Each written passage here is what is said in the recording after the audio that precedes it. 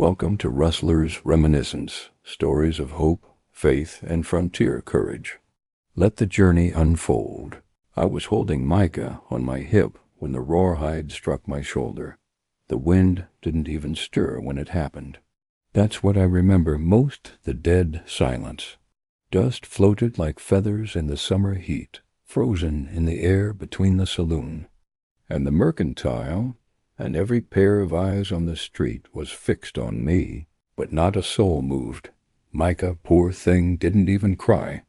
He just flinched, then looked up at me with those wide blue eyes like he was asking if everything was okay.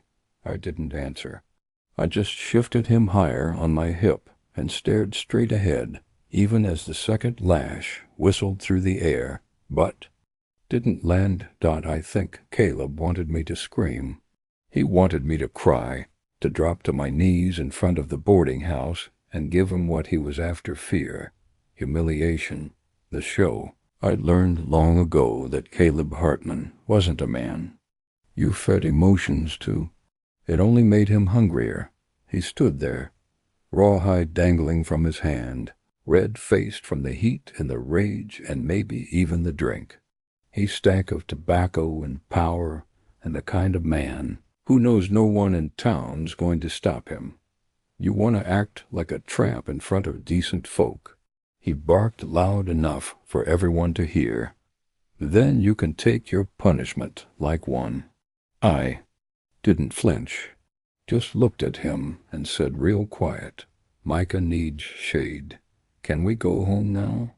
There was a flicker in his eyes, something between fury and confusion, that always happened when I didn't react the way he wanted.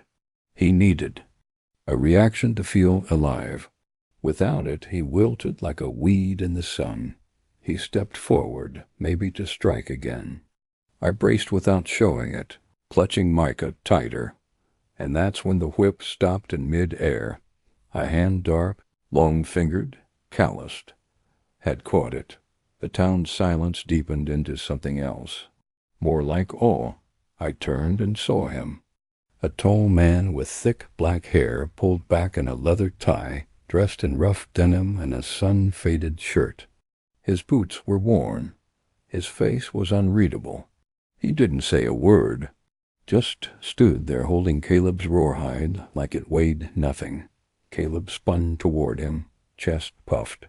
"You got no right to interfere." Still, the man said nothing. He didn't yank the whip, didn't raise a fist. He just held on, calm as stone. And for the first time since I'd known him, Caleb looked unsure. There was a tension in the air like gunpowder waiting for flame. The crowd didn't breathe. Micah stirred against my chest. I kissed his forehead, then turned and walked. Not away, not fleeing, just forward, right past Caleb, right through the space the stranger had made for me. I didn't thank him. I couldn't. That might have made it worse, but I looked at him, just once, and he looked back right into me, not through me, and nodded. That was the first time anyone ever stood between me and Caleb, and it was the first time I realized how many people had chosen not to. The next morning I kept to the edges of town like I always did, shoulders low, bonnet pulled forward, Micah bundled tight against the morning chill. The bruise on my arm had turned a swollen blue. I couldn't lift him with that side, so I balanced him on my left hip, even though it made the walk uneven and slow. The town pretended not to notice me. They were good at that, pretending, but they noticed him. He was standing outside the blacksmith's, talking low with old Henry Judd, just standing there like he belonged, like yesterday hadn't stirred a ripple in him.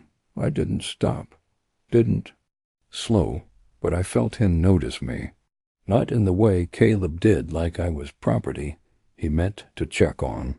This man looked like he saw me. Micah reached a hand out toward him, little fingers grasping nothing. I kissed him and whispered, "Hush, now." We got home without trouble. Caleb hadn't come back last night. That meant he was either drunk and sleeping in one of the sheds behind the mercantile, or worse, sober and planning. I fed Micah cold cornbread and soft beans, then sat with him in the front room, rocking slow while I stitched a tear in his little blanket. That's when I heard the creak of the porch, the door pushed open without knocking. Caleb stood there, dust on his boots, hat low over his brow, eyes already locked on me. "You sleep well?" he asked, like we were some sweet young couple playing house. I nodded. Micah did. He took a step in, shut the door behind him. My room felt smaller with him in it. "I hear folks talking," he said, pacing slow. "Saying a damn redskin laid hands on me yesterday. That true?" I didn't answer, just held Micah tighter. He turned, voice sharp. "You make a fool out of me on purpose? You wink at him? Draw him in?" I stood. "He stopped you from hitting me again?" That was it. Calm. Truth. Nothing more. Caleb's nostrils flared. "You think you're better than me now?" "No," I said. "But I know what I won't teach my son to become." That landed like a slap. He stood there, frozen, fists clenched. Then he laughed, bitter, low. "You always were too proud for your own good." He turned toward the door. "I'll be in the shed. You want me to sleep in this house. You fix that pride." I waited until he was gone before I let my knees shake. Later that evening, I stepped onto the porch to shake out the rug. Across the field, near the tree line, I saw him again. The stranger. He was leaning against a fence post, arms folded, just watching, not threatening, just there. Micah waved. The man lifted a hand in return. I didn't wave back, but I didn't look away either. And in the silence between us, I felt something I hadn't felt in years. Safe.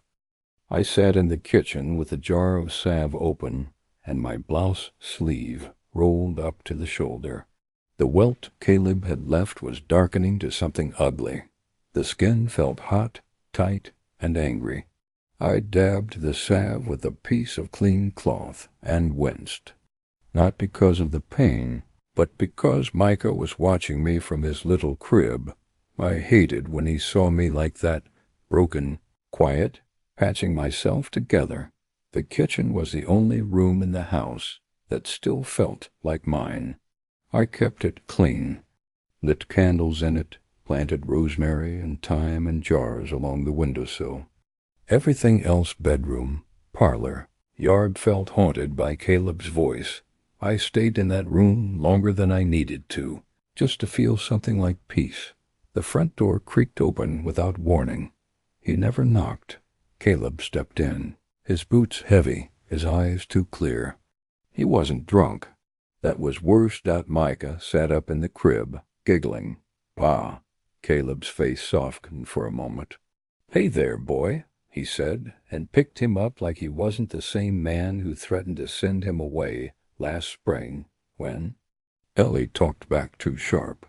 I stayed by the sink, not saying a word. "I was down at the general store," he said, bouncing Micah on his arm. "Folks talking like they forgot who runs this family." "They're not family," I said. "They're just folks watching what they allow." He stopped bouncing Micah. "You saying I'm the problem?" I didn't blink. "I'm saying if you raised your voice less, they wouldn't have anything to talk about." Micah squirmed, sensing the change. Caleb set him back down, not gently. "Let me tell you something, Ellie," he said, stepping close. "Men like that Indian, they don't do nothing unless they want something. You remember that." "He hasn't said a word to me," I said. Caleb leaned close. I could smell the tobacco on his breath. "He will." Then he left. Just like that. No blow. No shout. Just a cloud of threat that lingered long after the door shut. I waited until Micah was asleep before I'd pulled the moccasin from under the cupboard. It had been left at our doorstep that morning. A child's moccasin, hand-stitched, with little red beads sewn in the shape of a hawk. Micah had pointed to it and smiled. I should have thrown it away. Instead, I wrapped it in a piece of cloth and tucked it away. I didn't know what it meant. A gift? A warning? A message? But I knew who it came from, and I knew one other thing. Caleb wasn't going to forget that moment in the street. Men like him don't forget being made small in front of others. They wait. They boil. They explode. I went to the well before sunrise, hoping to draw water before anyone else was up.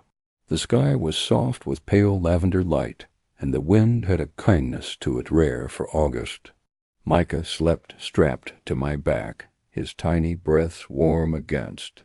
My neck at the well creaked as I lowered the bucket. Rope, wood, iron, every sound in the morning felt sharper than it ought to. I was halfway through pouring the first pail into the tin basin when I saw him again. Tayan. He stood a dozen yards away, arms crossed over his chest, eyes calm. Not staring, just waiting. I didn't move. I didn't speak. Then slowly he walked forward, not toward me, but toward the second bucket. He picked it up, tested the rope, and lowered it without asking. Like this was just a thing people did. Help. When he handed it to me, he did so without meeting my eyes. Just passed it over, nodded once, and stepped back. "Thank you," I said, my voice barely above a whisper. He gave the faintest nod, then turned to leave. "Wait," I said. "Why the moccasin?" He paused, looked at me fully. "For the boy," he said. His voice was low and steady, like a creek in winter. "Red Hawk. Good spirit. That's all." Then he walked away. Later that day, Widow Mayfield came to the house uninvited. She brought cornbread and unsolicited judgment, as usual. She sat herself down on my porch rocker and began fanning herself like it was her right to be there. "Ellie," she said, cutting into the air like a dull knife, "you know folks are talking about you, about that man." I didn't answer. I just kept shelling peas. "Red Elk," she went on, "that's his name. Tayan Red Elk. Some say he fought with the Union Scouts. Others say he killed a man in Dodge and walked away clean. Either way, people don't forget what he did on Main Street, and they sure as sin won't forgive a woman seen smiling in his direction." "I didn't smile," I said. She sniffed. "Doesn't matter. You didn't run him off either." I set the peas down. "You were there, Mayfield. You saw what Caleb did." She looked out over the field. "I saw a husband correcting his wife, and I saw another man get involved, and that's trouble. Trouble sticks to women who don't know their place." She left her cornbread and went. I threw it out with the slop. That night I sat on the porch long after Micah fell asleep. I rocked, slow in the creaking chair, watching the moon rise pale and quiet. Tayan stood again at the edge of the trees, not close, not far, just there, a thin thread stretched between us, unspoken and fragile, but real. And for the first time I didn't look away. I nodded. He nodded back. The night said nothing, but something inside me shifted, something quiet, something dangerous. Like the moment before a storm begins. The moccasin wasn't the problem. It was Caleb finding it that broke the silence. I'd hidden it under the crib, wrapped tight in cloth, thinking he wouldn't notice it or wouldn't care enough to look. But he did. He always did. Nothing in our house escaped Caleb's reach, not even the corners I thought were mine. He stormed in after sundown, the cloth unwrapped, the moccasin dangling between two fingers like it was filth. "You think this is cute?" he asked, voice brittle. "You think this little token means something?" Micah was on my lap. I set him down gently, trying to put space between my body and the impact I knew was coming. "I didn't ask for it," I said. He left it. 4. Micah, for my son? His laugh was dry, hard. You think I'm stupid? No, I whispered. He stepped forward. Then stop treating me like it. You're parading around town, letting that red savage fetch your water. I didn't. Let him do anything. Don't lie to me. He bellowed, and that's when Micah started crying. Caleb turned toward him, and that scared me more than anything else. He pointed at the boy, voice low now. You know what I should do? Send him to Missouri. My sister's got a proper house. She'd raise him decent. Keep him from becoming whatever this is. You take him from me, I'd take what's mine. And if you keep testing me, I swear I'll... He didn't finish. He didn't have to. The threat lingered in the air like smoke from a fire that hadn't caught yet. When he finally stormed out, slamming the door behind him, I dropped to my knees and held Micah so tight he squirmed in protest. I knew then this wasn't just about bruises anymore. It wasn't even about me, Dot. It was about what kind of man my son would grow into, and who he'd believe had the right to raise him. That night, I waited until the moon was high before walking to the tree line. I wore my shawl low over my head and carried Micah on my back. Tayan stepped from the shadows before I even called his name. I need help, I said. My voice shook. I don't know what I'm asking, but I can't let him take my boy. Tayan didn't ask for details. He just nodded once. Then he reached into the satchel on his belt and handed me a small oil lamp.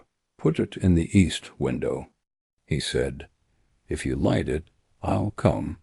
I took it in both hands, stared at the copper edges, and the tiny dent near the handle. Dot. It felt heavier than it looked. Like a promise. When I looked back up, he was already gone. I carried the lamp back like it was something sacred, because I knew what it meant, Dot.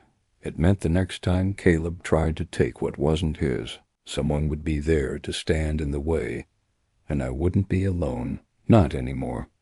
The sky was orange at the edges when I lit the lamp. I placed it in the east window, just like he said. The small flame trembled behind the glass, as if it, too, wasn't sure what was about to happen. Micah was asleep upstairs. I'd fed him his usual beans, soft bread, and milk, but I added a bit of honey to it, just in case. I sat by his bedside longer than usual, brushing his fine blonde hair back from his eyes, whispering promises I wasn't sure I could keep. Then I went downstairs and waited. The house was too quiet. Even the floorboards didn't creak under my steps. I poured water into a basin and set it on the hearth, just to give myself something to do. The clock ticked like a hammer inside my head, and then the door rattled. Dot. Not a knock. A shove. Dot. It flung open, and there he was, Caleb. Drunk, not on whiskey this time, but on something meaner. He looked around, eyes scanning the shadows. Where is he? He hissed. Who? I asked, rising slowly. You know who? That red bastard? He's got. You thinking you can defy me in my own house? I stepped between him and the stairs. Micah's sleeping. You'll leave him be.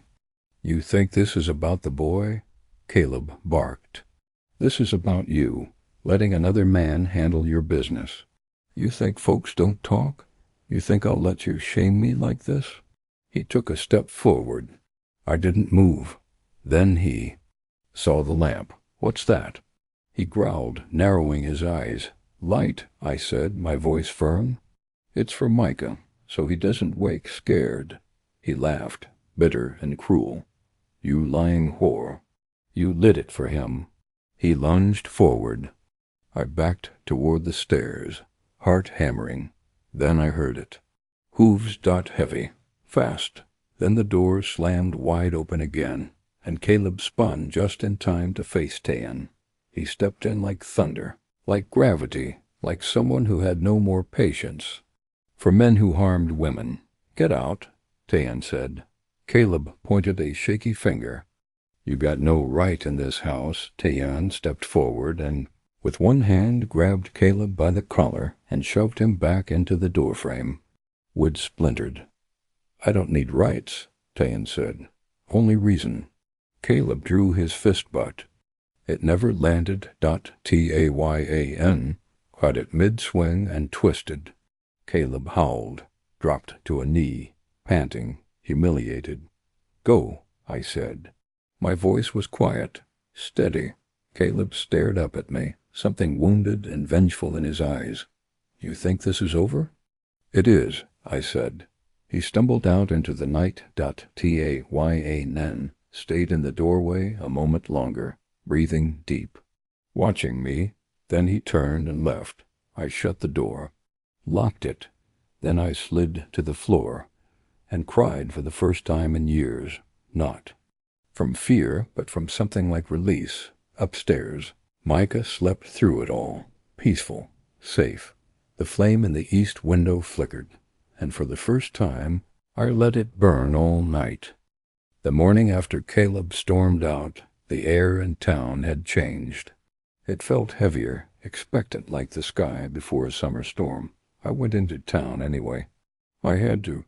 Flour, lye soap, a bolt of muslin.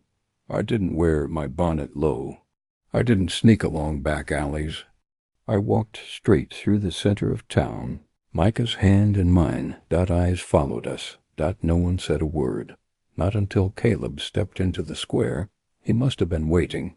His clothes were dusty, his face rough with stubble, but his eyes were sharp now, sober and boiling. Well, look who crawled out of the shadows, he said loud so everyone could hear. Decided to show your face after all, Ellie? I stopped, looked him in the eye. I've got nothing to hide. Is that right? He stepped forward. Town should know what kind of woman walks with savages and lights lamps in the window for strange men. A ripple moved through the crowd. People turned away, but no one left, no one helped. Caleb gestured toward Micah. He's mine. And I'll be damned if I let him grow up soft like your kind want him to. Your kind? The voice didn't come from me. It came from behind the crowd. Tayan rode and slow on horseback, his posture upright, his face unreadable. He dismounted without rush, stepped forward like he wasn't walking into danger at all. You want to talk about kinds? Tayan said calmly. Let's talk about men who beat women in front of children. Caleb's fists curled. You think you get to come into my town? And Tayan stepped closer, toe to toe. It's not your town. Not anymore. The sheriff was there now, Sheriff Klein. He was usually more decoration than law, but even he looked like he'd seen enough. You here to draw blood, Red Elk? Caleb spat. Tayan didn't answer. He just looked at me. And I stepped forward. I'm not his, I said. Not anymore. And Micah stays with me. Caleb moved fast. Reached for the boy too fast. But Tayan was faster. He caught Caleb mid-lunge, twisted his arm behind his back, and forced him to his knees. This time, no one gasped. No one stopped it. Sheriff Klein stepped forward at last. That's enough. Tayan let go. Caleb staggered back, humiliated. Sheriff Klein looked at him. You're done, Hartman. You raise a hand to her again, you'll rot in a cell. Caleb's mouth opened, but nothing came out. He turned and walked off. Just like that. The crowd didn't cheer. They didn't applaud. But they parted for me and Micah like a tide, and I walked through it, not hidden, not hunched. Tayan stayed behind. He didn't follow. He didn't need to. He'd already done what no one else ever had. He made space. The rest I could walk on my own. The lamp still sat in the east window. I hadn't lit it since that night, but I didn't put it away either. It wasn't just a lamp anymore. It was a line in the sand, a memory, a warning and a promise. Micah was chasing shadows on the floor with a wooden spoon when I opened all the windows and let the breeze in. It carried the smell of dry hay, horses, and something sweeter wild sage, maybe. The kind of scent that makes you believe healing is possible. Caleb hadn't returned. Not to the house, not to town. Some said he'd gone north to join his cousin's farm. Others said he was laying low, licking his pride in the hills. I didn't care. The silence he left behind was louder than his voice had ever been.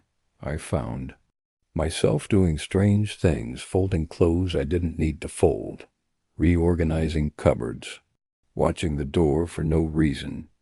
Healing isn't soft. It's not some warm blanket of peace. It's sharp. It stings. It reminds you how long you lived in fear, how much of yourself you shoved down just to survive. The first time I laughed, really laughed, was when Micah put his spoon in the flour bin and tossed white dust all over the floor. He looked at me like he expected punishment. Instead, I laughed so hard I cried. I didn't clean it up right away. I sat in the flour with him, both of us covered in it, giggling like fools. A week later, I saw Tayan again. He came walking up the lane at sunset. No urgency in his step. Just steady, like he knew I wouldn't run. He didn't knock. Just waited at the bottom of the porch steps. "Micah's asleep," I said. He nodded, looked up at the sky. "Storm coming." "Always is," I said. We stood like that for a while. Then he handed me something small, a second moccasin. "Outgrew the first one," he said. I looked at the beadwork. "Blue this time. A sparrow in flight." "Thank you," I said, meaning it more than I could explain. He turned to go, but I stopped him. "Tayan?" He looked back. "I didn't light the lamp again. Not because I didn't want you to come. Just because I didn't need saving anymore." He smiled. "Just a little." "Good." He didn't ask to stay. Didn't push. He just walked back down the lane and disappeared into the fading gold of the prairie. I stayed on the porch until long after dark. Micah slept upstairs, the new moccasin resting beside his pillow. And me? I wasn't afraid of the night anymore. I wasn't waiting for rescue. I wasn't surviving. I was choosing. This is the final part. Thanks for riding with us through another tale from the Old West. If this story touched your heart, don't forget to like the video and subscribe. More adventures are waiting on the trail ahead. See you next time.